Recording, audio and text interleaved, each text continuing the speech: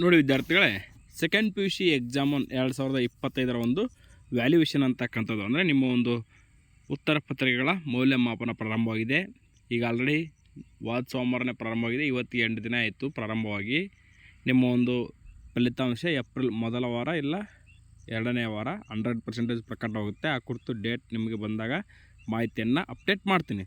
ಈಗ ನಿಮಗೆ ಒಂದು ಪ್ರಶ್ನೆ ಇರುತ್ತೆ, ವ್ಯಾಲ್ಯೂಯೇಷನ್ ಯಾವ ರೀತಿ ನಡೆಯುತ್ತೆ, ಸ್ಟ್ರಿಕ್ಟ್ ನಡೆಯುತ್ತೆ ಅಥವಾ ಲೂಸ್ ನಡೆಯುತ್ತೆ ಅಂತ. ಆ ಕುರಿತು ನಿಮಗೆ ಮಾಹಿತಿ ತಿಳಿಸ್ಕೊಡ್ತೀನಿ. ನೋಡಿ ವಿದ್ಯಾರ್ಥಿಗಳೇ, ಇದು ಕೇವಲ ನಮ್ಮ NSK ಟೆಕ್ ನ್ಯೂಸ್ ಟೀಮ್ನ ಒಂದು ರಿವ್ಯೂ ಅಥವಾ ಒಂದು ಮಾಹಿತಿ ಮಾತ್ರ, ಯಾವುದೇ ರೀತಿ ಅಫಿಷಿಯಲ್ ಆಗಿರ್ತಕ್ಕಂಥ ಮಾಹಿತಿ ಅಲ್ಲ. ಈ ಮಾಹಿತಿ ನಿಮ್ಮ ಒಂದು ಎಜುಕೇಷನ್ ಉದ್ದೇಶದಿಂದ ಮಾತ್ರ ತಿಳಿಸಲಾಗಿದೆ. ಅದಕ್ಕಾಗಿ ನೀವು ಇದನ್ನು ಕೇವಲ ಎಜುಕೇಷನ್ ಪರ್ಪಸ್ ಓನ್ಲಿ ತಿಳ್ಕೊಂಡು ಈ ವಿಡಿಯೋನ ಮುಂದುವರಿಸಬೇಕು. ಇದು ನಮ್ಮ ಈ ಒಂದು ವಿಡಿಯೋದ ಡಿಸ್ಕ್ಲೈಮರ್ ಆಗಿರುತ್ತೆ. ನೋಡಿ ವಿದ್ಯಾರ್ಥಿಗಳೇ, ಈಗ ಮಾಹಿತಿ ತಿಳಿಸ್ಕೊಡ್ತೀನಿ ಬನ್ನಿ. ನೋಡಿ ವಿದ್ಯಾರ್ಥಿಗಳೇ, ನಿಮಗೆ ಪ್ರಮುಖವಾಗಿ ನಾನು ತಿಳಿಸೋದೇನೆಂದರೆ, ಈ ಒಂದು ನೀವೇನೀಗ ಎಕ್ಸಾಮ್ ಅಟೆಂಡ್ ಮಾಡಿದ್ದೀರಿ, ಆ ಒಂದು ಎಕ್ಸಾಮ್ಗೆ ಕೀ ಆನ್ಸರ್ ಅಂತ ಆಲ್ರೆಡಿ ಪ್ರಕಟ ಮಾಡಿದ್ರು. ಆಗ ಅದಕ್ಕೆ ನೀವು ಅಬ್ಜೆಕ್ಷನ್ ಕೂಡ ಹಾಕಿದ್ರಿ. ಇಲ್ಲಿ ನೋಡಿ ವಿದ್ಯಾರ್ಥಿಗಳೇ, ಆ ಒಂದು PUC ದ್ವಿತೀಯ PUC ಒಂದು ಏನು ನಿಮಗೆ ಕೀ ಆನ್ಸರ್ ಏನು ಬಿಟ್ಟಿದ್ರು. ಈಗ ನಾವು ಒಂದು ಎಕ್ಸಾಂಪಲ್ ಆಗಿ ನೋಡ್ತೀನಿ. ನಿಮ್ಮ ಒಂದು ವ್ಯಾಲ್ಯೂಯೇಷನ್ ಯಾವ ರೀತಿ ಆಗುತ್ತಪ್ಪ ಅಂದರೆ, ಈ ಒಂದು ಸಬ್ಜೆಕ್ಟ್ ತೊಗೋತೀನಿ.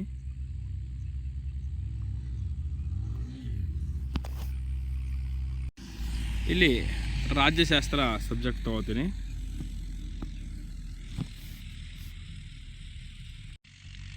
ಇಲ್ಲಿ ನೋಡಿ ವಿದ್ಯಾರ್ಥಿಗಳೇ, ಈ ಒಂದು ಕರ್ನಾಟಕ ಶಾಲಾ ಪರೀಕ್ಷೆ ಮತ್ತು ಮೌಲ್ಯ ನಿರ್ಣಯ ಮಂಡಳಿ ಅಂತ ಇರುತ್ತೆ. ಇಲ್ಲಿ ನಿಮ್ಮ ಒಂದು ಸೆಕೆಂಡ್ ಪಿ ಯು ಸಿ 2025 ಪರೀಕ್ಷೆ 2025 ಸೆಕೆಂಡ್ PUC ಎಕ್ಸಾಮ್ 1 ಕೀಲಿ ಉತ್ತರಗಳು ಅಥವಾ ಕೀ ಉತ್ತರಗಳು.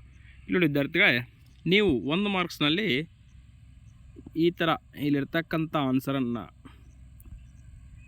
ಕಾಣಿಸಿದರೆ ನಿಮಗೆ 100% 1 ಅಂಕ ಬರುತ್ತೆ. ಅಂದರೆ ನೀವು ಕೇವಲ ಎಲಿಜರ್ 1, 2 ಮತ್ತು 3 ಮಾತ್ರ, ಮೇಲು ಮತ್ತು ಕೀಳು ಜಾತಿ ಎಂಬ ಭಾವನೆ, 1967 ಭಾರತ ವಿದೇಶಾಂಗ ನೀತಿಯ ಶಿಲ್ಪಿ DMK, ಈ ರೀತಿಯಾಗಿ ನೀವು ಕೇವಲ 1 ಅಂಕದ ಆನ್ಸರ್ ಕೇವಲ 1 ಅಂಕ ಬರೆದ್ರೂ ಕೂಡ ನಿಮಗೆ 100% ಇಲ್ಲಿ 1 ಅಂಕ ಸಿಗುತ್ತೆ. ಇದು ಒಂದು ಸ್ಕೀಮ್ ಆಫ್ ವ್ಯಾಲ್ಯೂಯೇಷನ್. ಅಂದರೆ ಇದೇ ರೀತಿ ನಿಮ್ಮ ಒಂದು ಆನ್ಸರ್ ಶೀಟ್ಗಳನ್ನ ವ್ಯಾಲ್ಯೂಯೇಷನ್ ಮಾಡ್ತಾರೆ. ಅದೇ ರೀತಿ ನೋಡಿ ವಿದ್ಯಾರ್ಥಿಗಳೇ, ತದನಂತರ ಇಲ್ಲಿ ನೋಡಿ,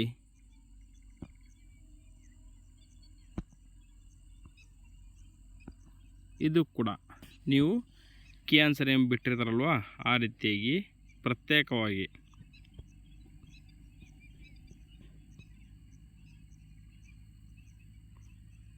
ನೋಡಿ 2 ಅಂಕದ್ದು ಕೇಂದ್ರ ಪಟ್ಟಿ, ರಾಜ್ಯ ಪಟ್ಟಿ, ಸಮವರ್ತಿ ಪಟ್ಟಿ, ಈ ರೀತಿ 3 ಪಾಯಿಂಟ್ ಬರೆದು ಕೂಡ ನಿಮಗೆ ಅಂಕಗಳು ಸಿಗ್ತವೆ. ಅಂದರೆ ಅವರು ಮೇನೇ ನೋಡೋದು ಇಲ್ಲಿ ಪಾಯಿಂಟ್ ಇರಬೇಕು. ಈಗ ನೋಡಿ 5 ಮಾರ್ಕ್ಸಿನಲ್ಲಿ ಇಲ್ಲಿರ್ತಕ್ಕಂಥ ಎಷ್ಟು ಪಾಯಿಂಟ್ ಇರಬೇಕು. ಸಂಯುಕ್ತ ಪದ್ಧತಿ, ಅಧಿಕಾರ ವಿಭಜನೆ, ಕೇಂದ್ರದಲ್ಲಿ ದ್ವಿ ಸರ್ಕಾರ ಪದ್ಧತಿ, ಶಾಸಕಾಂಗ, ಫೆಡರಲ್ ನ್ಯಾಯಾಲಯ, ಪ್ರಾಂತೀಯ ಸ್ವಾಯತ್ತತೆ, ಇಷ್ಟು ನಿಮಗೆ ಒಂದು ಪಾಯಿಂಟ್ಸ್ ಬರೆದು ಸಂಕ್ಷಿಪ್ತ ವಿವರಣೆ ಕೊಟ್ಟಿದ್ದರೆ ನಿಮಗೆ 100% ಅಂಕ ಸಿಗುತ್ತೆ. ಅದೇ ರೀತಿ ನೋಡಿ, ಎಲ್ಲ ಕೂಡ ಪಾಯಿಂಟ್ಸ್ ಇರತಕ್ಕಂಥದ್ದು.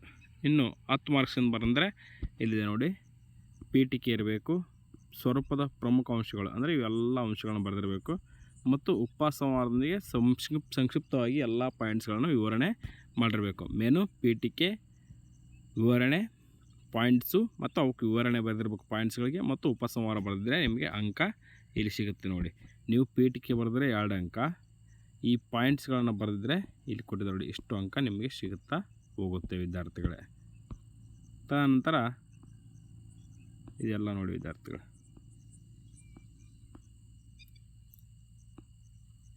ಇದಿಷ್ಟು ನಿಮ್ಮ ಒಂದು ಸ್ಕೀಮ್ ಆಫ್ ವ್ಯಾಲ್ಯೂಯೇಷನ್ ಅಂತ ಕರಿತಾರೆ ಇದನ್ನ. ಈ ರೀತಿ ನೀವು ಆನ್ಸರ್ ಬರೆದ್ರೆ ನಿಮಗೆ 100%.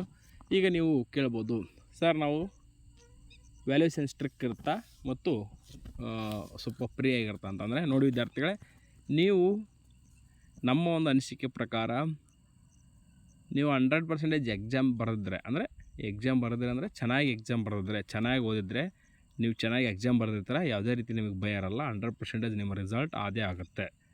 ಆದರೆ ನೀವು ಓದೋದೇ ಇದ್ದಾಗ ನೀವೇನು ಮಾಡಿರ್ತೀರಿ, ಎಕ್ಯುರೇಟ್ ಆಗಿರ್ತಕ್ಕಂಥ ಆನ್ಸರನ್ನು ಬರೆದಿರಲ್ಲ. ಅಂದರೆ ಎಕ್ಯುರೇಟ್ ಆಗಿರ್ತಕ್ಕಂಥ ಆನ್ಸರ್ ಬರೆದಿರಲ್ಲ, ನಿಮಗೆ ಮನಸ್ಸಿಗೆ ತಿಳಿದಂಥ ಆನ್ಸರ್ನ ಬರೆದಿರ್ತೀರಿ. ಅಂಥ ಸಮಯದಲ್ಲಿ ನಿಮಗೇನಿರುತ್ತೆ, ಸ್ವಲ್ಪ ವ್ಯಾಲ್ಯೂಯೇಷನ್ ಲೂಸ್ ನೀಡಿದ್ರೆ ನಾವು ಪಾಸ್ ಆಗಿಬಿಡ್ತೀವಿ ಅಂತಂದೇಳಿ ಇದಿರುತ್ತೆ.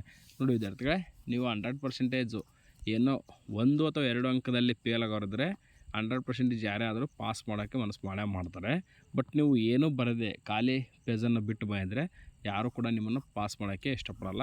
ಬಟ್ ನೀವು 1 ಅಥವಾ 2 ಅಂಕದಲ್ಲಿ ಏನಾದರೂ ಅನುತ್ತೀರ್ಣವಾಗದಿದ್ದರೆ ನಿಮ್ಮನ್ನು 100% ಪಾಸ್ ಮಾಡ್ತಾರೆ. ಬಟ್ಟು ನೀವು ಏನಾದರೂ ಬರೀ ಕೇವಲ 8 ಅಂಕ ತೊಗೊಂಡು ಪಾಸ್ ಆಗಬೇಕಂದ್ರೆ ಸಾಧ್ಯನೇ ಇಲ್ಲ. 1-2 ಅಂಕ ಇದ್ದರೆ ಏನೋ ಮಾಡಿ ಪ್ರಯತ್ನ ಮಾಡಿ ಪಾಸ್ ಮಾಡ್ಬೋದು ವಿದ್ಯಾರ್ಥಿಗಳೇ. ಹೀಗಾಗಿ ನೀವು ಯಾವ ರೀತಿ ಆನ್ಸರ್ ಶೀಟನ್ನು ಬರೆದಿರ್ತೀರ ಅನ್ನೋದ್ರ ಮೇಲೆ ನಿಮ್ಮ ಒಂದು ರಿಸಲ್ಟು ಡಿಪೆಂಡೆಂಟ್ ಆಗಿರುತ್ತೆ. ನೀವು ಚೆನ್ನಾಗಿ ಬರೆದಷ್ಟು ನಿಮ್ಮ ಸ್ಕೋರು ಉತ್ತಮವಾಗುತ್ತೆ ವಿದ್ಯಾರ್ಥಿಗಳೇ. ಏನಾದರೂ ಡೌಟ್ಸ್ ಇದ್ದರೆ ಕಮೆಂಟ್ಸ್ ಮಾಡಿ ತಿಳಿಸ್ಕೊಡ್ತೀನಿ ಅಂತ ಹೇಳ್ತಾ thank you for watching this video.